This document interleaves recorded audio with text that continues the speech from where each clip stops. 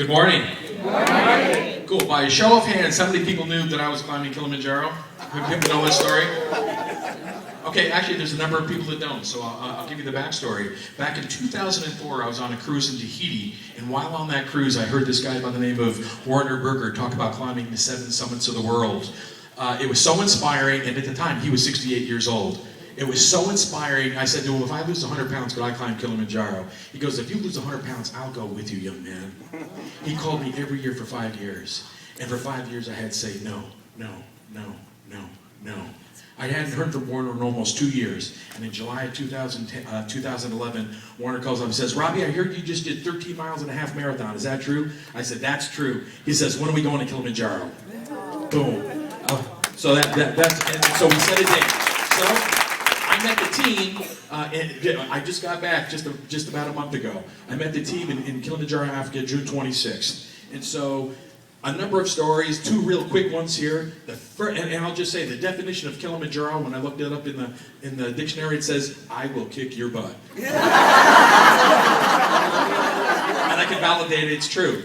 That the first 10 minutes, we got there during rainy season. Rainy season kicked off the last night before we started our climb. The truck got caught in the jungle, and so it had to drop us off 10 minutes, 3 miles prior to our start point. So we actually had to walk 3 miles to the start point in the jungle in mud.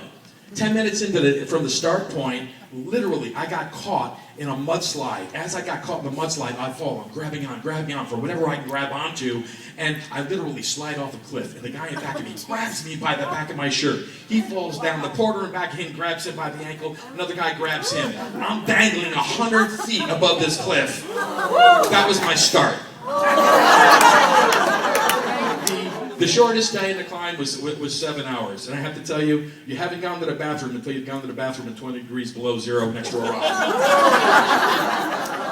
The scariest part for me was a thing called Barranco Rock. You'll probably see it up there. It's an 800-foot direct vertical cliff. I didn't have any training on that.